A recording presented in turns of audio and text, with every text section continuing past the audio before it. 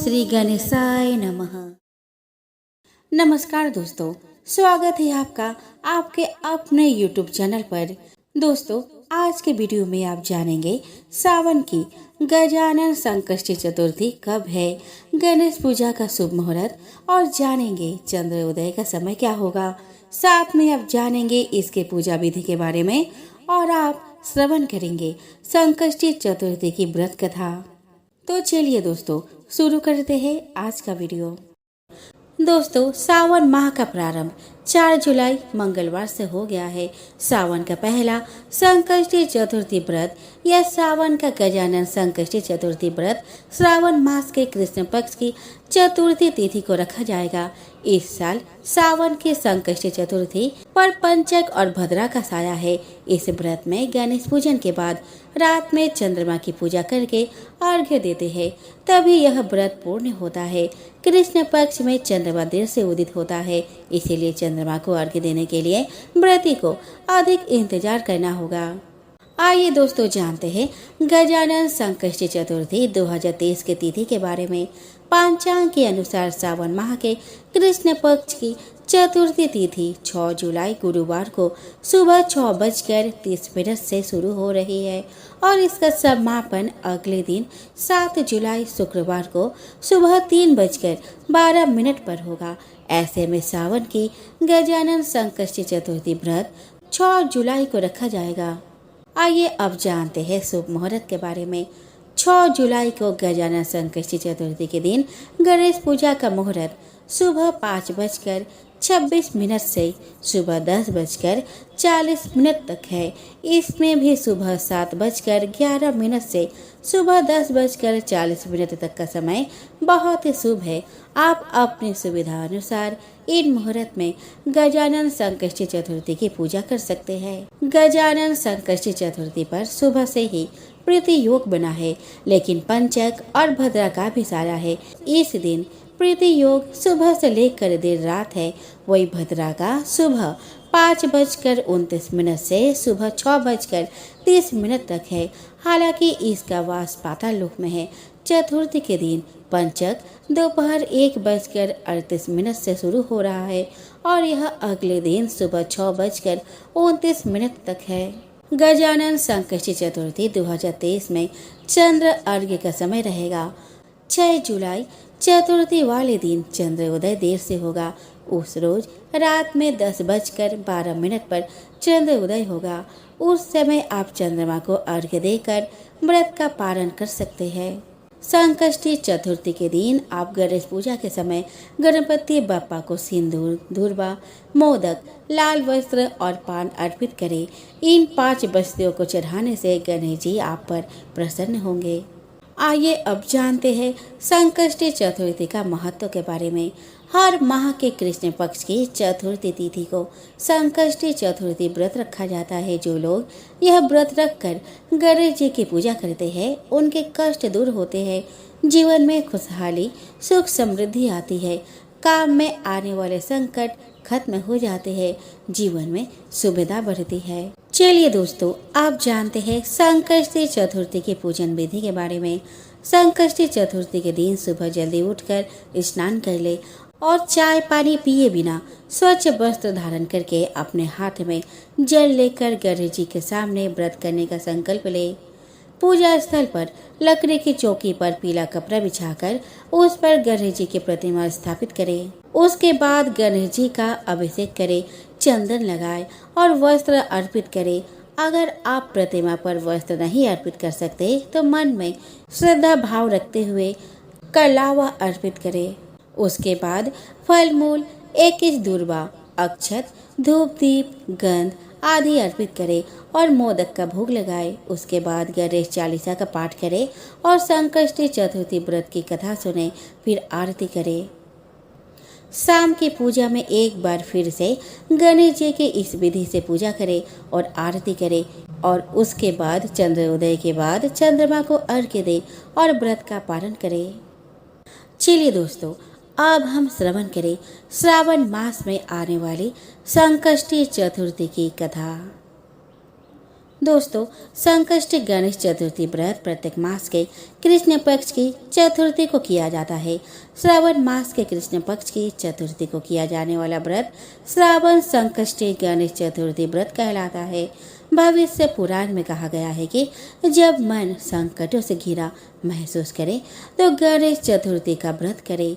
इससे कष्ट दूर होते हैं और धर्म, अर्थ, मोक्ष, विद्या, धन और आरोग्य की प्राप्ति होती है। तो दोस्तों, कथा इस प्रकार है। ऋषिगण पूछते हैं कि हे स्कंद कुमार, दरिद्रता, शोक, कुष्ठ आदि से विकलांग, शत्रु से संतप्त, राज्य से निष्कासित राज, सदैव दुखी रहने वाले, धनहीन, समस्त उपद्रव से पीड़ित, विद्याहीन, संतानहीन, घर से निष्कासित लोग, रोगियों एवं अपने कल्याण की कामना करने वाले लोगों को क्या उपाय करना चाहिए जिससे उनका कल्याण हो और उनके उपरोक्त कष्टों का निवारण हो। यदि आप कोई उपाय जानते हो तो इसे बतलाइए। स्वामी कार्तिकेय ने कहा कि हे ऋषियों, आपने जो प्रश्न किया है उसके निवारणार्थ मैं आप लोगों को एक शुभदायक फल बतलाता हूँ, उसे सुनिए। इस व्रत को करने से पृथ्वी के समस्त प्राणी सभी संकटों से मुक्त हो जाते हैं। यह व्रत राज महापुण्यकारी एवं मानव को सभी कार्यों में सफलता प्रदान करने वाला है। विशेषतया यदि इस व्रत को महिलाएं करें तो उन्हें संतान एवं सौभाग्य की वृद्धि होती है। इस व्रत को धर्मराज युधिष्ठिर ने किया था। पूर्व काल में राजच्युत होकर अपने भाइयों के साथ जब धर्मराज वन में चले गए तो उस वनवास काल में भगवान श्री कृष्ण ने उनसे कहा था। युधिष्ठिर ने भगवान कृष्ण से अपने कष्टों के शमनार्थ जो प्रश्न किया था उस कथा को आप श्रवण कीजिए। युधिष्ठिर पूछते हैं कि हे पुरुषोत्तम, ऐसा कौन सा उपाय है जिससे हम वर्तमान संकटों से मुक्त हो सके।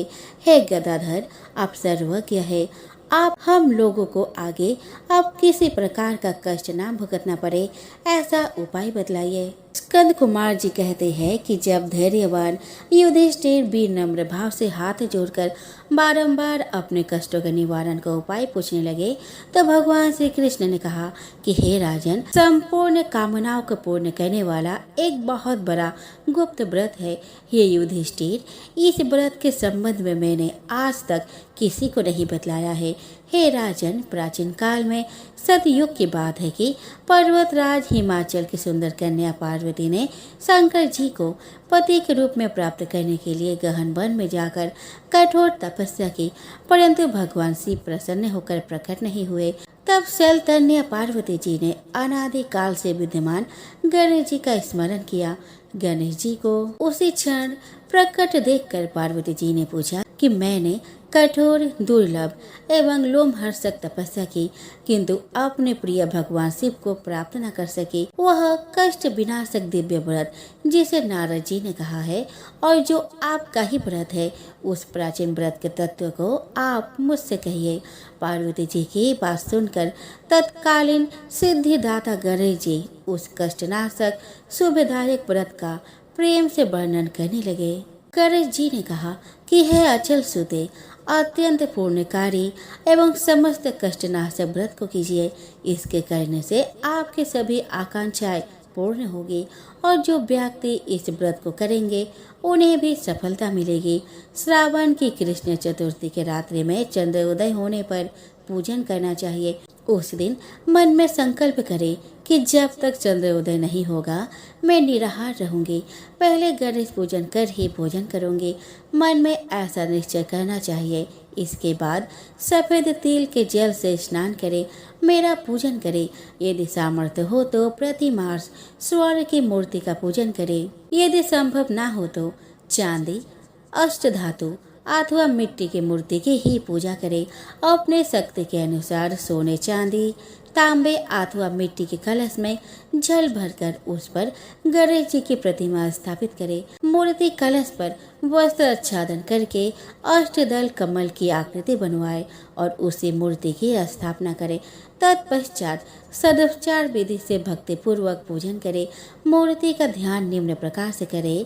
हे लंबोदर, 4 भुजा वाले, 3 नेत्र वाले, लाल रंग वाले, हे नील वर्ण वाले, शोभा के भंडार, प्रसन्न मुख वाले गणेश जी, मैं आपका ध्यान करता या करती हूँ। हे गजानन, मैं आपका आवाहन करता या करती हूँ। हे विघ्नराज, आपको प्रणाम करती हूँ। यह आसन है। हे लंबोदर, ये आपके लिए पाद है। हे शंकर सुवन, यह आपके लिए अर्घ्य है। हे उमा पुत्र, ये आपके स्नानार्थ जल है। हे वक्रतुंड, यह आपके लिए अर्चमनीय जल है। हे सूर्यप्रकर, यह आपके लिए वस्त्र है।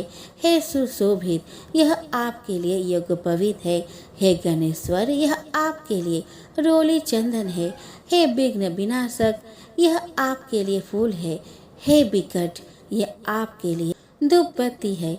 हे वामन, यह आपके लिए दीपक है। हे सर्वदेव, यह आपके लिए लड्डू का नैवेद्य है। हे देव, यह आपके निमित्त फल है। हे विघ्नहर्ता, ये आपके निमित्त मेरा प्रणाम है।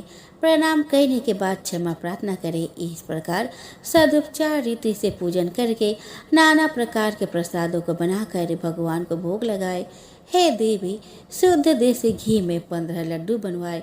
सर्वप्रथम भगवान को लड्डू अर्पित करके उसमें से 5 ब्राह्मणों को दे दे। अपने सामर्थ्य के अनुसार दक्षिणा देकर चंद्र उदय होने पर भक्ति भाव से अर्घ्य देवे। तदंतर 5 लड्डू का स्वयं भोजन करे। फिर हे देवी, तुम सब तिथियों में सर्वोत्तम हो, गणेश जी की परम प्रियतमा हो। हे चतुर्थी, हमारे द्वारा प्रदत्त अर्घ्य को ग्रहण करो। तुम्हें प्रणाम है। निम्न प्रकार से चंद्रमा को अर्घ्य प्रदान करे। क्षीर सागर से उत्पन्न हे लक्ष्मी के भाई, हे निशाकर, रोहिणी सहित हे शशि, मेरे दिए हुए अर्घ्य को ग्रहण कीजिए। गणेश जी को इस प्रकार प्रणाम करें। हे लंबोदर, आप संपूर्ण इच्छाओं को पूर्ण करने वाले हैं, आपको प्रणाम है। हे समस्त विघ्नों के नाशक, आप मेरी अभिलाषाओं को पूर्ण करें। तत्पश्चात ब्राह्मणों की प्रार्थना करें। हे दिव्यराज, आपको नमस्कार है। आप साक्षात देव स्वरूप है। गणेश जी, प्रसन्नता के लिए हम आपको लड्डू समर्पित कर रहे हैं। आप हम दोनों का उद्धार करने के लिए दक्षिणा सहित इन 5 लड्डुओं को स्वीकार करें। हम आपको नमस्कार करते हैं। इसके बाद ब्राह्मण भोजन कराकर गणेश जी से प्रार्थना करें। यदि इन सब कार्य करने को शक्ति ना हो तो अपने भाई बंधुओं के साथ दही एवं पूजन में निवेदित पदार्थों का भोजन करें। प्रार्थना करके प्रतिमा का विसर्जन करें और अपने गुरु को अन्य वस्त्र आदि एवं दक्षिणा के साथ मूर्ति दे देवे। इस प्रकार से विसर्जन करें। हे देवों में श्रेष्ठ गणेश जी, आप अपने स्थान को प्रस्थान कीजिए एवं इस व्रत पूजा के फल को दीजिए। हे सुमुखी, इस प्रकार जीवन भर गणेश चतुर्थी का व्रत करना चाहिए। यदि जन्म भर न कर सके तो 21 वर्ष तक करे। यदि इतना करना भी संभव ना हो तो 1 वर्ष तक 12 महीनों के व्रत को करे। यदि इतना भी ना कर सके तो वर्ष के 1 मास को अवश्य ही व्रत करे और श्रावण चतुर्थी को व्रत का उद्यापन करे।